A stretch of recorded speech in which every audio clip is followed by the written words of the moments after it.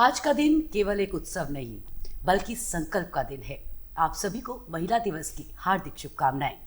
आज हम मना रहे हैं इंटरनेशनल वुमेन्स डे, वो अवसर जो हमें याद दिलाता है कि जब नारी शिक्षित होती है तो केवल एक व्यक्ति नहीं बल्कि पूरा समाज जागृत होता है। कहा गया है यदि आप एक पुरुष को शिक्षित करते हैं तो एक व्यक्ति शिक्षित होता है, लेकिन जब आप एक महिला को शिक्षित करते हैं तो पूरा परिवार शिक्षित होता है। आज के अंक में चर्चा का विषय है शिक्षित नारी सशक्त समाज। क्या शिक्षा केवल डिग्री तक सीमित है? क्या शिक्षित नारी सच में समाज की दिशा बदल सकती है? इन महत्वपूर्ण विषय पर और इन बिंदुओं पर आज हम अपने विशिष्ट अतिथियों के साथ गहन चर्चा करेंगे। नमस्कार, मैं हिना जोशी आप सभी का हृदय से स्वागत करती हूँ हमारे खास कार्यक्रम महिला शक्ति में, जहाँ विचार होंगे, संवाद होगा और एक सकारात्मक परिवर्तन की दिशा में कदम भी। आइए शुरुआत करते हैं और चर्चा करेंगे आज के हमारे 3 विशिष्ट मेहमानों से, जिन्होंने शिक्षा, शोध, लेखन, समाज सेवा और महिला सशक्तिकरण के क्षेत्र में अपनी दृढ़ इच्छा शक्ति, मनोबल और अथक प्रयासों से अपनी खास पहचान बनाई है और हम सभी के लिए प्रेरणा स्रोत हैं। तो आइए आज के खास मेहमानों से आपका परिचय करा देते हैं। हमारे साथ पहली मेहमान जो हमारे साथ हैं वो है एक्यूप्रेशर और रेकी चिकित्सक, पूर्व में आकाशवाणी पटना में समाचार वाचिका रह चुकी माधुरी भट्ट जी। साथ ही आप स्वतंत्र पत्रकार, लेखिका और समाज सेवी हैं। माधुरी जी, आपका कार्यक्रम में बहुत बहुत स्वागत और अभिनंदन। और जो हमारे साथ दूसरी मेहमान है वो है अनामिका चौहान जी। आप चमनलाल कॉलेज में असिस्टेंट प्रोफेसर हैं और साथ ही शोधकर्ता और लेखिका हैं। अनामिका जी, आपका कार्यक्रम में बहुत बहुत स्वागत और अभिनंदन। और हमारे साथ है एक सशक्त शिक्षिका और साहित्यकार भारती मिश्रा जी। भारती जी, आपका कार्यक्रम में बहुत बहुत स्वागत। धन्यवाद हिना जी, बहुत बहुत धन्यवाद। और चलिए कार्यक्रम को शुरुआत करते हैं। आप लोगों से सशक्त महिला, शिक्षित समाज, सशक्त महिला विषय पर आप लोगों से चर्चा करेंगे। सबसे पहले तो आप सभी को अंतर्राष्ट्रीय महिला दिवस की बहुत बहुत शुभकामनाएं। आपको भी बहुत बहुत शुभकामनाएं। शुरुआत करते हैं माधुरी जी आपसे। पहला प्रश्न आपसे, आपने प्रारंभिक जीवन के बारे में हमें बताया, क्योंकि हमारे दर्शक उत्सुक होंगे आपकी जर्नी को जानने के लिए। देखिए हिना जी, मैं जो है गांव में पली बड़ी हूँ। हालांकि ऐसा नहीं कि मेरे माँ पिताजी जो है सक्षम नहीं थे हमको शहर में रखने के लिए, लेकिन उनका जो कहना था, उनका मानना ये था कि यदि हम सक्षम हैं और हम गांव छोड़ देंगे तो जो सक्षम नहीं है उनका कैसे गुजारा होगा और उनको प्रेरणा कैसे मिलेगी। तो इसलिए हम लोगों का बचपन जो है गाँव में ही बीता। पढ़ाई लिखाई में कहाँ पर? ये पौड़ी गढ़वाल की रहने वाली हूँ मैं, और पौड़ी गढ़वाल में मेरा गाँव है क्यार्क नंदाग्राम। अच्छा। क्यार्क की डुआल से हूँ। हाँ जी। तो वहाँ मेरे पिताजी पहले आर्मी में थे, लेकिन क्योंकि वो घर के अकेले थे और मेरी दादी एक बार बहुत बीमार पड़ी, तो मेरे पिताजी को जो है आर्मी से वीआरएस लेकर के फिर सिविल सर्विस में आना पड़ा। तो मेरे पिताजी जो हैं वो सोचिए कि गांव से ऑफिस जाना, हाँ जी, और फिर वापस आना और गांव के लिए इतना कार्य करना, मतलब मैं गिना नहीं सकती हूँ, इतनी सारी उनकी खूबियाँ थी। और वो 13 भाषाओं के ज्ञाता थे, 13 भाषाओं की पकड़ थी। और उसके बावजूद वो जो है गाँव के हम 5 भाई बहन हैं, लेकिन हमारे घर में 5 भाई बहन कभी नहीं, मतलब हमेशा लगता था घर पूरा भरा हुआ है। और पढ़ाई लिखाई में भी हमारे ये नहीं मेरे माँ पिताजी जो है केवल हम लोगों के लिए खर्च करें, उनको जो था कि सारे बच्चे जितना हो सके सबके लिए करना है। तो कई बार तो ऐसी नौबत आ जाती थी कि भाई अब एक आदमी की कमाई कितना मतलब कर पाएगी। तो मेरी माँ जो है मेरे पिताजी के साथ में, जैसे बोलते हैं ना कि कंधे से कंधा मिला के चलना, उसी तरह से साथ देती रही। और मेरी माँ, मैं तो अपने आप को भाग्यशाली समझती हूँ कि मैंने ऐसे घर में जन्म दिया, मतलब जिनको कह सकते हैं कि संत, ऐसे घर में मैंने जन्म लिया। तो मेरी माँ, लोगों को अपने गहनों से कितना प्रेम होता है, शायद मैं भी उतना नहीं कर पाती हूँ। मेरी माँ ने, जब हमने देखा कि मेरे नाना जी जो है वो मायाराम सेठ चौरास के कहलाते हैं, थे, अब तो है नहीं, तो सोचिए उन्होंने कितना कुछ नहीं दिया होगा माँ को, लेकिन माँ के पास जो है कुछ नहीं बचा होता। लास्ट में मेरी माँ के पास जो है वो नाक में, पहाड़ में जो पहनते ना लटकने वाली, बुलाकी, वो और पायल थी। तो पिताजी माँ को पंडिताइन बोलते थे, पंडिताइन जी बच्चों की जो है ना फीस नहीं जा पा रही है। माँ ने कहा ऐसा कैसे हो सकता है ना अभी बचा हुआ है। माँ ने अपनी वो बुलाकी और वो पायल पिताजी को थमा दी, और इस तरह से उन बच्चों की जिनकी फीस नहीं जा रही थी उनको, मतलब उनकी पढ़ाई रुकी नहीं। तो जब मैं छोटी थी मैं यही सोचती थी कि भाई मनुष्य जीवन आखिर मैं धरती पे आई क्यों हूँ। तो बहुत परेशानी होती थी मुझे, क्यों आई हूँ, क्या ये सुबह उठो स्कूल जाओ फिर साथ में सो जाओ फिर स्कूल जाओ, यही सारा काम। लेकिन जब मैंने देखा अपने माँ पिताजी का, मेरी दादी का काम, तो मुझे लगा कि ओह, ये केवल अपने लिए नहीं है, ये तो जो है समाज के लिए जीने के लिए ईश्वर ने भेजा है, ऐसे थोड़ी कि बस खाओ पियो। और तो ये जो सेवा का भाव है वो आप इसका श्रेय देती है अपने परिवार को, जो आपकी जी, परिवार में जो बिल्कुल, माहौल हाँ। था वो आपके अंदर आया, उससे आज आपने आज तक जीवित रखा है। हाँ बिल्कुल बिल्कुल जी जी। अब आपसे जानेंगे भारती जी, आप अपने प्रारंभिक जीवन के बारे में, अर्ली लाइफ के बारे में हमारे दर्शकों को बताएं। हिना जी, मैं यहीं पैदा हुई हूँ, यहीं पली बड़ी हूँ, शिक्षा भी मेरी यहीं हुई। लेकिन शिक्षा के मामले में जब मैं 12वीं में आई, तो जैसे मैं 5 भाई बहनों में सबसे बड़ी थी, तो जैसे पिताजी कह ही देते हैं किसी को कि भाई लड़की बड़ी हो गई तो लड़का बताना। भाग्य था मेरा कि कहने की देर थी और लड़का मिल गया, और तुरंत मेरी 12वीं में ही शादी कर दी गई। आई गेस आप उस वक्त 18 साल 18 साल की, जी जी जी, मैं उस समय 18 साल की थी, बस पेपर दिए थे 12वीं के और शादी हो गई। उसके बाद ससुराल का नया माहौल, सोचा पढ़ने के लिए पर परिस्थितियाँ अनुकूल नहीं रही तो पढ़ाई छूट गई। लगभग 7-8 साल बाद मैंने पढ़ाई वापस शुरू करी, और ये सोच के शादी के 5 साल बाद मेरा बेटा हुआ। और जब बेटा 2-2.5 साल का हुआ, स्कूल जाने लगा, तो बस मन में ऐसे ही अचानक से अपने आप से ख्याल आया कि बेटा क्या कहेगा, मेरी मम्मी 12वीं पास है जी। ये जो एक लाइन थी ना हिना जी, इस लाइन ने ज़िंदगी बदल दी। बस इस लाइन के बाद मैंने हस्बैंड से बोला, मैंने कहा मुझे आगे पढ़ना है। सपोर्टिव थे, उन्होंने कहा हाँ पढ़ लो, पर परिस्थितियाँ ऐसी थी कि कॉलेज जाना संभव नहीं था, तो घर में रह के ही मैंने पढ़ाई शुरू करी। बीए किया, एमए किया, मतलब आगे की स्नातक, आगे की डिग्री भी करी। उसके बाद जब हस्बैंड ने देखा कि ठीक है इसका पढ़ने में बहुत रुझान है, उन्होंने मुझे अनुमति दे दी कि तुम बीएड रेगुलर कर लो। परिवार का सपोर्ट भी मिला, सास थी, जेठ जेठानी थी, उनका सपोर्ट भी मिला। बेटा मेरा इतना अच्छा कि मम्मी आप पढ़ो, वो खुद भी स्कूल जाता था, छोटा ही था पर उसको बड़ा अच्छा लगता था कि मेरी मम्मी पढ़ रही है, सबको बताता था कि मेरी मम्मी पढ़ाई कर रही है। उसके बाद बीएड किया मैंने। बीएड करने के बाद बेटे फिर स्कूल में पढ़ाती रही मैम। 16 साल हो गए मुझे स्कूल में पढ़ाते हुए, 16-17 सालों का अनुभव है, पर साथ साथ पढ़ती भी रही। हिंदी बहुत प्रिय विषय था मेरा ना। 5वीं क्लास से मुझे याद है कि हर हिंदी टीचर की मैं फेवरेट होती थी।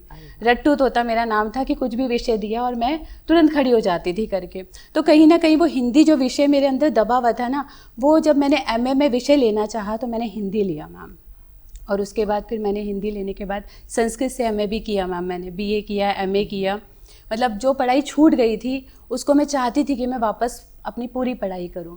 फिर जब बेटा मेरा 12th पास करके चला गया बाहर ग्रेजुएशन करने के लिए, तो उसके बाद मेरे मन में आया, मैंने कहा कि मुझे कुछ ऐसा करना चाहिए जो कुछ अलग हो। और पढ़ने की तीव्र इच्छा तो मन में शुरू से ही थी, लेकिन जब कोविड का समय आया और तब स्कूल में ही मौका लगा। उससे पहले तो बच्चों को सिखाती थी, बहुत शौक से सिखाती थी। बच्चे डिबेट पे जीत के भी आते थे, कविताएं सिखाती थी।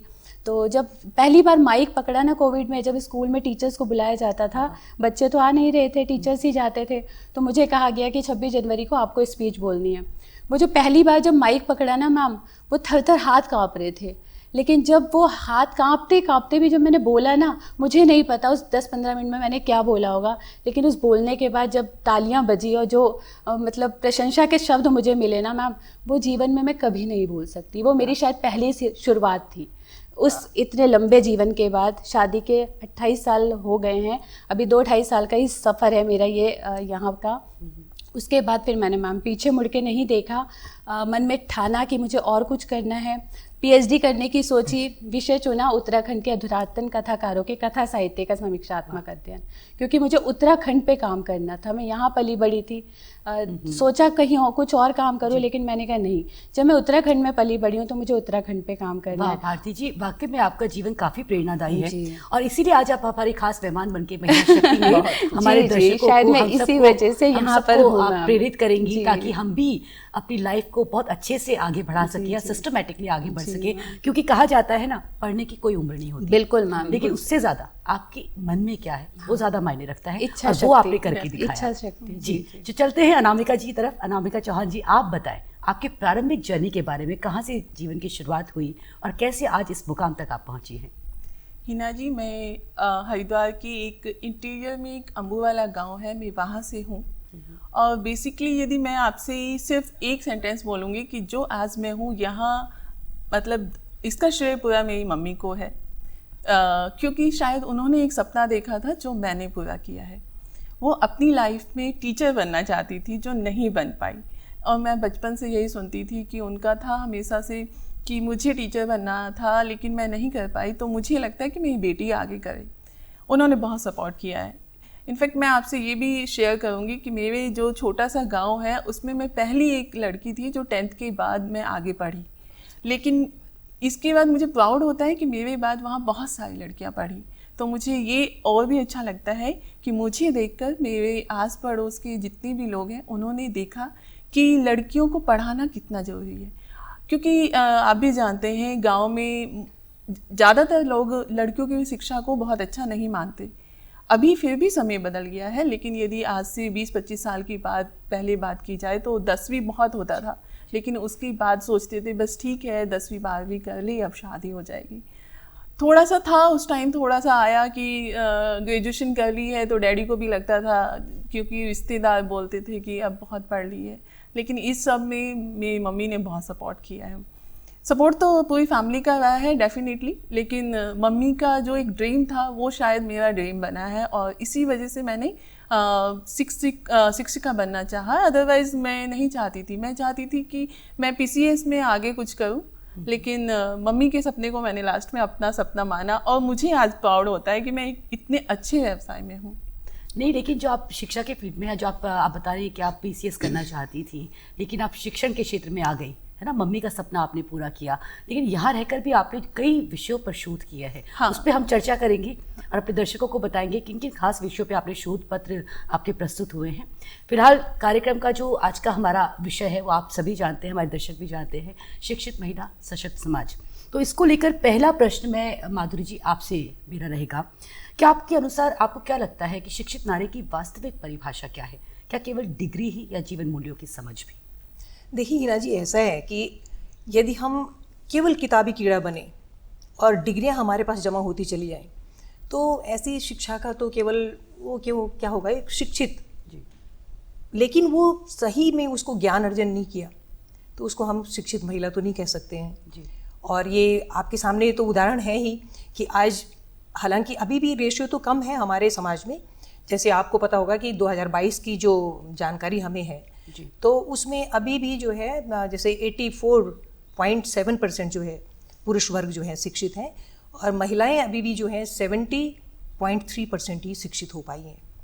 तो ये अभी भी जो है महिलाएं उतनी तरह से शिक्षित तो नहीं है, लेकिन फिर भी जो होना चाहिए कि भाई शिक्षा, तो शिक्षा का जो सही मायना है, तो शिक्षा का मायना मतलब कि एक प्रायोगिक शिक्षा होनी चाहिए महिलाओं की, खास करके जो है यदि वो डिग्रियां ले रही है और उन्हें ये पता नहीं है कि हमारे घर में हमारे जो बच्चे हैं हमें उनका लालन पालन किस तरह करना है, इवन कि जो हम खाना बना रहे हैं घर में वो पौष्टिकता से भरपूर है कि नहीं है।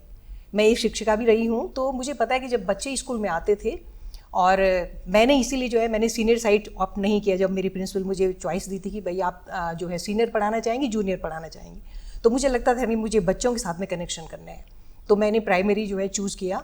और मैं देखती थी कि जो बच्चों का जो टिफ़िन आता था उसमें जो है मैगी या ब्रेड के पीस रखे हुए हैं और उसमें जो है जैम लगा है या बटर लगा, बस।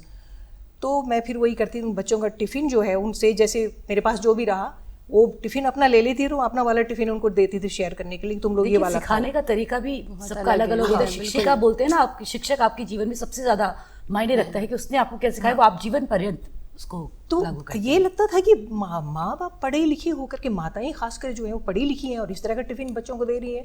और फिर होता क्या था, असेंबली में बच्चे जो हैं खड़े हो रहे हैं और 5 मिनट की असेंबली हो रही है, उसी में गिर जा रहे हैं, क्योंकि न्यूट्रिशन तो मिला नहीं बच्चों को।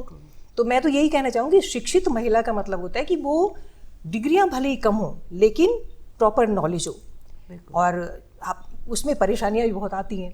अब जैसे हमारे समाज की, भारत के जो समाज की जो सबसे प्रथम जो हमारी शिक्षिका थी और क्रांतिकारी समाज सेवी, वो कौन थी? सावित्रीबाई फुले। तो उनको तो जो है कितनी परेशानियां उठानी पड़ी। वो सोचिए, जब वो स्कूल पढ़ाने जाती थी उन पे पत्थर फेंके जाते थे, कीचड़ उछाला जाता था, तो 2 साड़ियाँ रखती थी, पहन के जाती थी और एक प्लास्टिक में लेके जाती थी, क्योंकि कीचड़ पड़ जाता तो बच्चों को पढ़ाए कैसे। और जब वो लौटती थी तब फिर वो पुरानी वाली साड़ी पहन के आती थी जिसमें कीचड़ पड़ा हुआ। मतलब इतनी परेशानियां उनको झेलनी पड़ी हैं। तो अभी भी हमारे समाज में है कि बेटों को तो खूब पढ़ाया जाता है, लेकिन बहुत सारी जगह भी ऐसा है कि बेटियों को अभी भी उचित शिक्षा उनको नहीं मिल पा रही है। तो लेकिन मैं यही कहूँगी कि भाई शिक्षा ऐसी होनी चाहिए कि डिग्रियाँ हासिल नहीं हो, उनको प्रॉपर नॉलेज, सही ज्ञान मिले, ताकि वो, क्योंकि हम तो जानते हैं कि एक महिला शिक्षित होती है तो पूरे परिवार को क्या, वो पूरे समाज को शिक्षित करती है। यदि आपको पता है कि भाई शिक्षा का मतलब क्या है, तो आप कभी भी आप देखिए, यदि आप प्रॉपर ढंग से जो आपने पढ़ाई की है, सही ज्ञान आपने लिया है, तो बचपन से ही जब आपके गर्भ में बच्चा आता है तो उसी समय से आप क्या करती हैं, आप ये जो आजकल देख रही हैं टीवी में क्या क्या दिखाई दे रहे हैं, जी जी बिल्कुल सॉरी, खास करके जो सीरियल्स आ रहे हैं उसमें दिखा रहे हैं एक का संबंध दूसरे से, दूसरे का संबंध दूसरे से, और जो माँ बनने वाली है वो आराम से बैठ कर टीवी के आगे वो देख रही है। वही बात है, जो जीवन मूल्यों की समझ की बात होती है ना, कि शिक्षा सिर्फ डिग्री तक सीमित नहीं होनी चाहिए, जीवन मूल्यों की समझ बहुत ज्यादा जरूरी है, बहुत जरूरी है। उसका कारण विघटित समाज, ये परिवार है जो विघटित हो रहे हैं ना परिवार, जिसका मेन कारण तो हिना जी वो है। क्योंकि परिवार में जब बड़े बूढ़े होते थे तो संस्कार की नींव वहीं से पड़ जाती थी, बच्चे वहीं से सीखते थे सारी चीजें। तो परिवार तो छोटे होते जा रहे हैं। हाँ जी, तो ये बहुत बड़ी समस्या हो गई है कि परिवार अब आप घर में बैठे हुए उल्टे सीधे सीरियल देख रहे हैं, और यहाँ तक कि मैंने ये देखा कि बच्चे भी साथ में बैठे हुए हैं और ऐसे ऐसे घटिया सीरियल चल रहे हैं। भाई आप उनको देखना बंद करो ना। यदि देखो क्या है, ये जो सीरियल्स जो बना रहे हैं, यदि हम देखेंगे नहीं तो वो किसको दिखाएंगे। अच्छा, इसमें पारिवारिक नहीं है ना, परिवार के साथ बैठ के आप एक समस्या ये भी तो आती है ना हिना जी कि महंगाई इतनी बढ़ गई है कि हस्बैंड वाइफ दोनों को काम करना है, और परिवार में बड़ा कोई है नहीं, तो बच्चों की देखरेख करने वाला कौन है? कोई भी नहीं। वो फोन हाथ में लेके, फोन ही उन्हें बच्चों को पाल रहे हैं। हो गया, टीवी हो टीवी गया, हो गया, सोशल मीडिया का प्रभाव ज्यादा हो गया। भारती जी ऐसा है ना कि यदि वो तो मजबूरी है कि भाई बच्चे के पास फोन है, लेकिन मैं अभी ये बात कर रही हूँ कि जो माँ शिक्षित है, डिग्रियां इतनी सारी ले रखी है, लेकिन उसके बावजूद वो अपने बच्चे को फोन पकड़ा देती है, अपना टीवी देख रही है।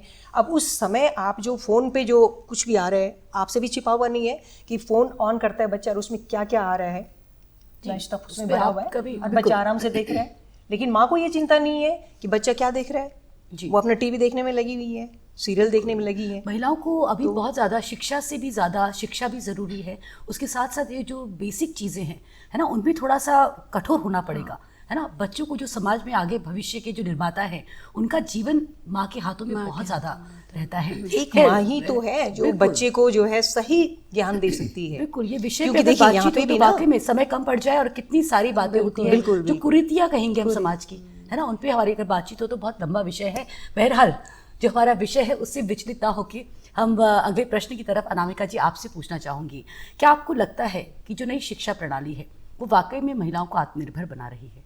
ये जो NEP 2020 लागू किया है गवर्नमेंट ने, ये बहुत अच्छा है, लेकिन प्रॉब्लम ये है हिना जी कि उन्होंने तो लागू कर दिया है, लेकिन क्या वाकई ही वो पूरी तरीके से इम्प्लीमेंट हो रहा है या नहीं, यहाँ क्वेश्चन मार्क आ जाता है।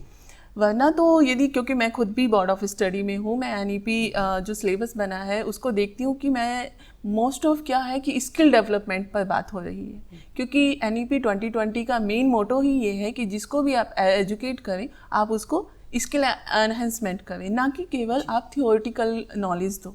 तो ये बहुत अच्छा है, और बस प्रॉब्लम ये है कि कई बार देखा गया है कि शायद वो उस तरीके से इम्प्लीमेंट नहीं हो पा रहा है जिस तरीके से होना चाहिए। जिस तरह की प्रणाली बनी है उस हिसाब से इम्प्लीमेंट नहीं हो पा रहा है।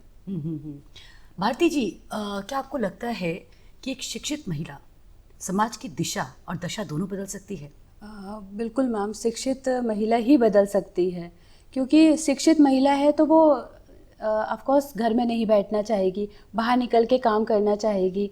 बाहर जब वो निकलेगी तो 4 लोगों से मिलेगी, खुद शिक्षित है उन 4 लोगों को भी शिक्षित करेगी साथ ही साथ, है ना। जैसे कि मैम मैं ही हूँ, अगर मैं घर पे रहती, मैं पढ़ी लिखी ना होती तो मैं घर पे ही रह जाती, लेकिन मैंने शिक्षा ग्रहण की, आज मैं स्कूल में पढ़ा रही हूँ, शिक्षिका के रूप में पढ़ा रही हूँ, उन बच्चों को शिक्षित कर रही हूँ जो भविष्य है हमारा। तो शिक्षित महिला ही समाज को शिक्षित करके उसे आगे बढ़ाने में सहयोग कर सकती है। जी बिल्कुल। आपको क्या लगता है अनामिका जी इस विषय पे? नहीं, मुझे बिल्कुल लगता है, आपको यदि मैं अपने कॉलेज की बात करूं तो वहाँ 80% मुस्लिम गर्ल्स आती हैं, और मैंने पर्सनली ये चीज़ फेस की है। 80%? या मतलब आप वहाँ थोड़ा सा मुस्लिम एरिया ज़्यादा है, तो मोस्ट ऑफ मुस्लिम गर्ल्स ही वहाँ आती हैं। लेकिन उनके साथ मैंने एक प्रॉब्लम देखी है, क्योंकि वो फर्स्ट जनरेशन है जो कॉलेज आ रहे हैं। बहुत लोगों के पेरेंट्स, बहुत बच्चे ऐसे हैं जिनके पेरेंट्स ने कभी कॉलेज नहीं देखा है, तो उसका इम्पैक्ट पड़ता है उनको, क्योंकि शायद क्योंकि पेरेंट्स को उसकी इतनी नॉलेज नहीं है कि एजुकेशन की क्या वैल्यू होती है। तो वहाँ उन लोगों को मुझे समझाना पड़ता है, और मेरा मेन मोटो यही रहता है कि मैं ज़्यादा से ज़्यादा, क्योंकि मेरा सब्जेक्ट जैसे आपको पता ही है कि होम साइंस है, तो मोस्ट ऑफ सभी गर्ल्स ही हैं हमारे, लेकिन मेरा मेन वही रहता है कि ज़्यादा से ज़्यादा मैं उनको ये रियलाइज़ करा पाऊँ कि बेटा आप लोग सिर्फ पढ़ने के लिए नहीं हो, सिर्फ ये नहीं है जैसे मैम ने अभी बोला कि सर्टिफिकेट लेना ही काफ़ी नहीं है। आप सर्टिफिकेट के साथ आप ऐसा कुछ काम करें जिससे कि आप अपनी फैमिली को भी सपोर्ट कर सके। इनफैक्ट आप इकोनॉमिक कंडीशंस में आप अपने आप थोड़ा सा डेवलप हो सके, क्योंकि फाइनेंशियली यदि आप स्ट्रांग नहीं होंगे ना, तो मेरा हमेशा से कहना है कि लेडीज़ को फाइनेंशियली स्ट्रांग होना चाहिए, कुछ हो या नहीं हो, लेकिन इतना है कि उनको फाइनेंशियली कल के दिन कुछ भी अच्छा बुरा हो सकता है, नहीं भी अच्छा बुरा हो रहा है तो एटलीस्ट आप अपनी फैमिली को सपोर्ट करेंगे, और मुझे लगता है सोसाइटी पर इसका बहुत बड़ा इम्पैक्ट पड़ता है। बिल्कुल बिल्कुल पड़ता है। और ये ज़रूरी है, बोलते हैं पहले समय में ऐसा होता था कि हस्बैंड्स काम कर रहे हैं तो वाइफ घर चलाएगी, हाँ। लेकिन आज का समय बदल गया है ना। जैसे जैसे नए समाज में हम नई नई चीज़ें देख रहे हैं, खर्चे भी बढ़ रहे हैं, ज़रूरतें भी बढ़ रही हैं, और जो ज़रूरी भी है खुद को मेंटेन करना भी ज़रूरी है ना। माधुरी जी, आप बताएं, जैसे हम बात कर ही रहे थे जीवन मूल्यों की, मतलब डिग्री से ज़्यादा जो जीवन मूल्य है वो ज़्यादा मायने रखते हैं। क्या एक शिक्षित माँ जो होती है, क्या वो बच्चे का भविष्य निर्धारित करने में क्या सबसे ज़्यादा रोल उन्हीं का होता है? बिल्कुल, एक शिक्षित माँ ही अपने बच्चे को जो है सही जीवन मूल्य सिखा सकती है और उसको सही दिशा दे सकती है। क्योंकि देखिए हमारे पास उदाहरण कई हैं।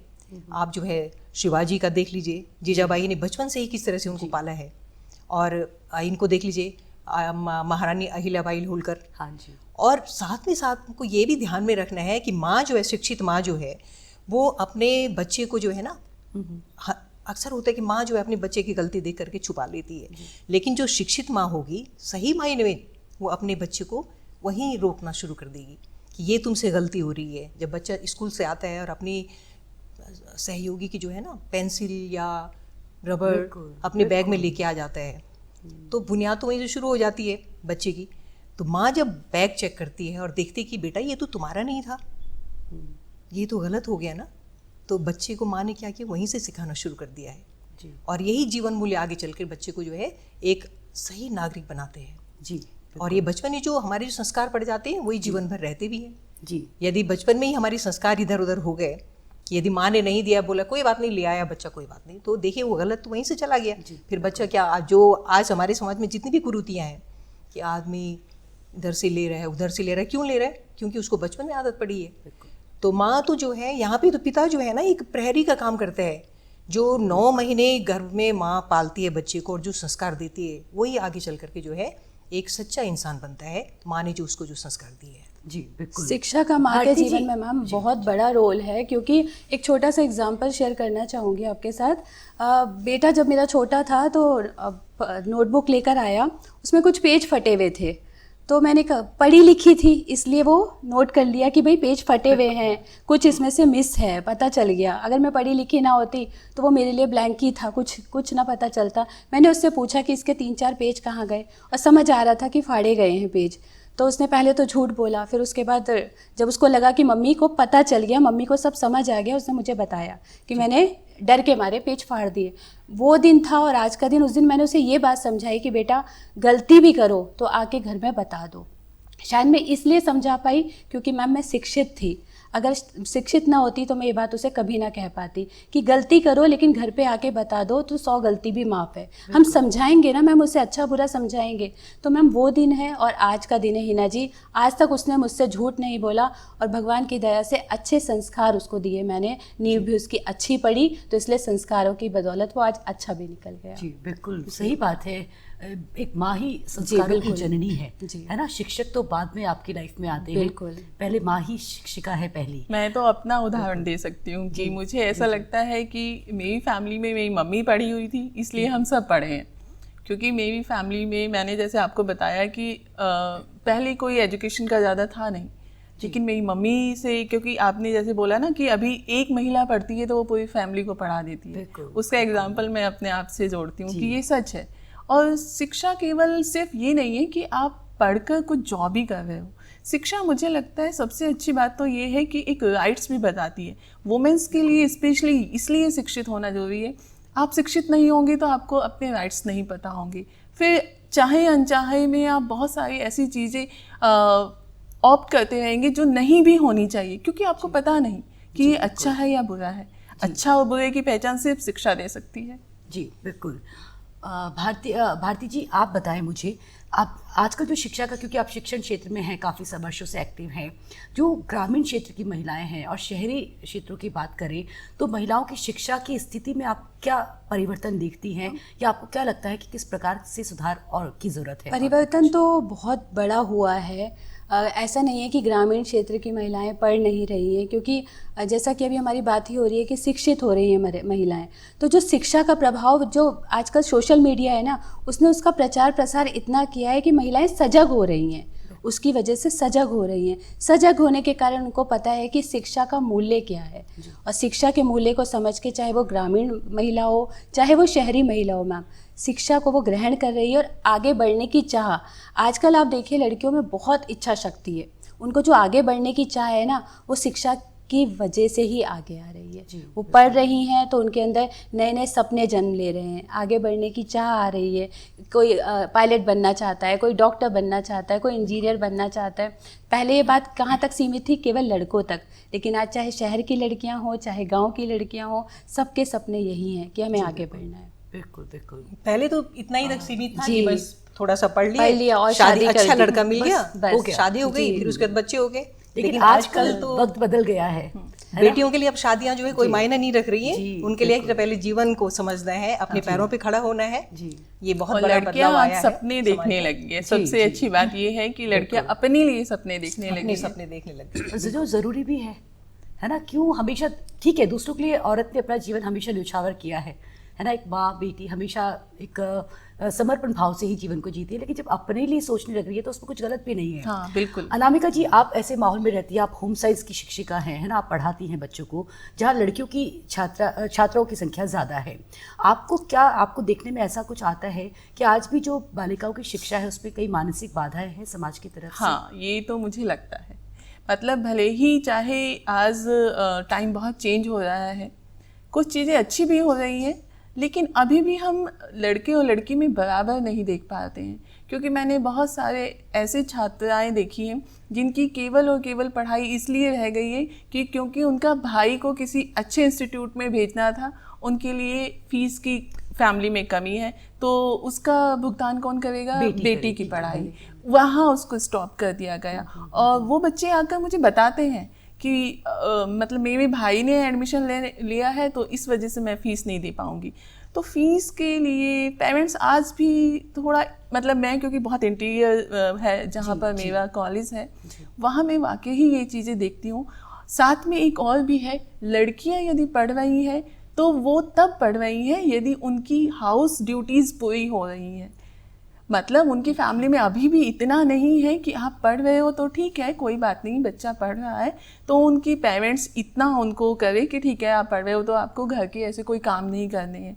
जब मैं बात करती हूँ बच्चों से कि कई बार होता है कि लेट आ रहे हैं, तो मैं बात भी करती हूँ कि आप लेट क्यों आए हो, और वो तब बताते हैं कि मैडम हम सुबह अपने पशुओं का सब करके आए हैं, अपने खाना बना के आए हैं। तो तब मुझे वाकई लगता है कि अभी भी स्ट्रगल तो है, अभी भी है डिफरेंस, है ना। बिल्कुल और है। बालकों, लड़कियों की और लड़कों की शिक्षा में जो अंतर है वो आप अभी भी देख रही हैं। बहुत बड़ा दिख रहा है। ये सही है कि मुझे अच्छा ये लगता है कि गवर्नमेंट के बहुत सारी स्कीम इतनी अच्छी हैं कि उनके चलते हुए वो पढ़ पा रहे हैं। यदि वो स्कीम्स नहीं होती तो मुझे तो डर है कि शायद उनके पेरेंट्स पता नहीं अभी भी पढ़ाते या नहीं पढ़ाते। जी जी जी, बिल्कुल भी नहीं। शायद हम इस चीज़ को उस तरह अनुभव कर सकते हैं कि जिस स्थिति में हम होते हैं ना, तो शायद वहाँ के आसपास का जो परिवेश है वो हमें इस चीज़ को एहसास दिलाता है कि कितना व्यापक स्तर पे शिक्षा आ रही है। लेकिन कुछ कुछ महिलाएं हमारे समाज में ऐसी भी है ना, भले ही मुट्ठी भर हो, और मुट्ठी भर महिलाएं तो समाज को चेंज करती है ना, कि वो जो है बच्चों में कोई भेद नहीं। मेरी बहुत सारी जानकारी इस तरह से है, क्योंकि मैं एक समाज सेविका भी हूँ। तो मुझे समाज सेवा करते हुए बहुत सारे ऐसे उदाहरण मिले हैं कि घर में 2 बच्चे हैं, बेटी बेटा, तो बेटा को भी घर का काम सौंप दिया गया है जी कि तुम भी करोगे और तुम भी करोगे, दोनों। एक बार मैं अपनी किसी परिचित के यहाँ गई, तो बेटा भी था घर में और बेटी भी थी। तो बेटी अपना कुछ स्कूल का काम कर रही थी, बेटा था। तो माँ बोली कि बेटा जाओ जल्दी से, आंटी आई हैं, जल्दी से चाय बनाओ। और बेटा इतनी बढ़िया सा चाय बना करके साथ में जो है नाश्ता लेकर के प्लेट में और लेके आ गया।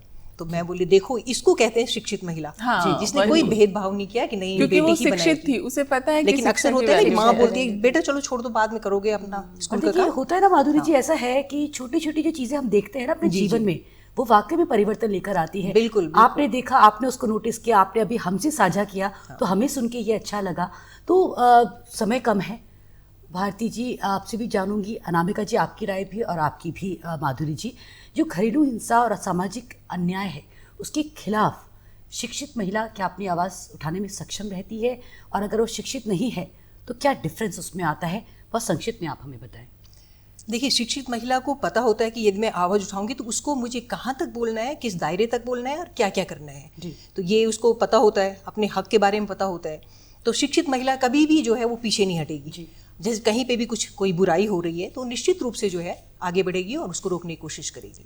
भारती जी मैं इस मामले में, मेरी राय थोड़ा अलग है, क्योंकि शिक्षित, मैंने तो कई मामलों में देखा है मैम कि शिक्षित महिला भी घरेलू हिंसा का शिकार हो रही है और उनकी आवाज़ दबी रहती है। वो चाह कर भी, चाहे वो समाज का डर है या परिवार का डर है, वो अपनी आवाज़ नहीं उठा पाती। तो घरेलू हिंसा तो भारती जी, मैं यहाँ पे आपको रोकना चाहूंगी। मैंने पहले भी कहा था कि शिक्षा का मतलब, हमें सबसे पहले ये जानना है कि शिक्षा का मतलब क्या है। तो इनको हम शिक्षित नहीं कहेंगे। हाँ, इनको शिक्षित केवल नहीं डिग्री, कहेंगे। केवल हाँ। डिग्री पढ़ हासिल के करके भी आप अनपढ़ ही हैं अगर आप अपने लिए आवाज़ नहीं उठा सकते। बिल्कुल सही। अनामिका जी आपके मैं विचार बिल्कुल इस पे? सही, थोड़ा मुझे भारती मैम से भी थोड़ा एग्री करती हूँ कि ये सच है कि सोसाइटी में मैंने देखा है कि जो स्लम्स में रहने वाली महिलाएं हैं वह बहुत आसानी से आवाज़ उठा देती हैं, जबकि जो शिक्षित है, जो हम बोलते हैं ना एक स्टैंडर्ड में महिलाएं हैं, वो कहीं ना कहीं समाज के दबाव में अपनी आवाज़ कम उठाती हैं। लेकिन ये भी बिल्कुल सही है कि शिक्षा का फिर कोई मायने नहीं रहता है। शिक्षित होना तो वही है कि आपको पता है कि वो कहाँ तक आप उसको झेल सकते हो, है ना। मतलब ऐसा नहीं है कि फिर वो शिक्षा कहीं नहीं रहती यदि आप उसको फिर भी झेले ही जावे हो तो। बिल्कुल, ये बोलते हैं ना कि जो अन्याय आपके साथ हो रहा है उसकी कहीं ना कहीं अंत होना कारण आप ही बन जाते हैं जब आप अपनी आवाज़ नहीं उठाते हैं। सबसे बड़ी मुश्किल क्या है ना कि हम महिलाएं जो है ना अपने पूर्वाग्रहों से इस तरह से ग्रसित है ना, जब तक हम अपने पूर्वाग्रहों से बाहर नहीं आएंगे, उनको छोड़ेंगे नहीं, तब तक जो है समाज का बदलाव हो नहीं सकता है। तो सबसे पहले हमें अपने अंदर जो है वो शक्ति को जगाना है। बिल्कुल। और जो पूर्वाग्रह हैं, अंधविश्वास हैं, बहुत सारी अभी देखिए हमारे समाज में, इन भ्रांतियों को भी तोड़ना होगा, उनको तोड़ना होगा और हम तोड़ते आ रहे हैं। कई उदाहरण है मेरे पास जो हम तोड़े हैं जिस तरह से। अब देखिए, जब महिला है, यदि वो विधवा है तो हमारा समाज उसको किसी भी अच्छे काम में शामिल नहीं करता है, नहीं करते। ये अभी भी कुछ सामाजिक कुरीतियां हैं जो अभी भी व्याप्त है। लेकिन जैसे आप तीनों हैं हमारे आज खास मेहमान, आज आप बन के आए हैं महिला शक्ति में, शिक्षा ही आपका असली हथियार है और शिक्षा का सही उपयोग करना वो बहुत ज़रूरी है। मैं थोड़ा सा यहाँ पे एक उदाहरण देना चाहूँगी अपने साथ की घटित घटना। मेरी दादी जो है वो बचपन में ही, मतलब मेरे पिताजी हुए थे उसके बाद वो विधवा हो गई थी। तो मैं देखती थी मेरी दादी को, इतनी स्ट्रॉन्ग उस समय की मेरी दादी, घुड़सवारी करना, तैराकी करना, लेकिन बावजूद उसके वो कहीं पे यदि कोई अच्छा कार्य हो रहा है, कहीं शादी अभी आया तो वो सबसे पीछे रहती थी। तो मैं बहुत परेशान होती थी कि मैं क्यों। हाँ जी बिल्कुल, हम भी। तो फिर मैंने दादी से बोली कि नहीं जो है हम बेटा, हम लोगों को उसमें तो ये शामिल होना ही नहीं होता। बुरा भी नहीं मानते थे? बुरा भी नहीं मानते थे, नहीं ऐसा नहीं, दिल तो दुखता ही होगा ना। नहीं, दिखाते नहीं थे अपने भावों को ना, कि ऐसा लग रहा है कि जो समाज का जो नियम चल रहा है उसको आप ब्लाइंडली फॉलो करते जाते थे। तो फिर मैंने आ गया है, मैंने क्या किया, आवाज को उठाया जाए, है ना। तो मैंने, आप बता रही हूँ आपको, हालांकि समय कम होगा, तो मैं ये सोचती थी कि ठीक है दादी, मैं दूसरे काम में तो नहीं बोल सकती हूँ, लेकिन जब मेरी शादी होगी मैं सबसे पहली हल्दी अपनी दादी से लगवाऊंगी। और मैंने ये काम किया। और देखिए, जो लोग अपशकुन बोलते हैं, मेरे श्रीमान जी अभी तक जो है इतने हट्टे कट्टे अच्छी तरह से जी रहे हैं, तो मैं यही देना चाहूंगी लोगों को, जो भाई जो इन भ्रांतियों में जी रहे हैं वो इन भ्रांतियों से बाहर निकले, ये पूर्वाग्रहों से बाहर निकले। अपशकुन कुछ नहीं होता है, ये हमारी धारणाएं हैं, इन्हें हमें तोड़ना है। बिल्कुल बिल्कुल, आप तीनों का से बात करके मुझे वाकई में बहुत अच्छा लगा। समय चुटकी में बीत जाता है जब किसी ऐसे विषय पर, महिलाओं के विषय पर खास तौर से बात निकलती है। बहरहाल आप लोग हमारे कार्यक्रम में सम्मिलित हुए, आप तीनों ने अपने विचारों, अपने अनुभवों से हमें समृद्ध किया, उसके लिए आप सभी का बहुत बहुत शुक्रिया। तो दर्शकों, आज की चर्चा ने ये स्पष्ट कर दिया है कि जब महिला शिक्षित होती है तो वो निर्णय लेती है, नेतृत्व करती है और परिवर्तन की सूत्रधार बनती है। शिक्षित महिला ही सशक्त समाज की आधारशिला है। आइए संकल्प लें, हर बेटी को शिक्षा देंगे, हर महिला को अवसर देंगे और एक संवेदनशील सशक्त समाज का निर्माण करेंगे। आप सभी को पुनः अंतर्राष्ट्रीय महिला दिवस की हार्दिक शुभकामनाएं। अपना ख्याल रखें, स्वस्थ रहे, प्रसन्न रहे और सकारात्मक रहे। अगले अंक में आपसे फिर मिलेंगे। नमस्कार।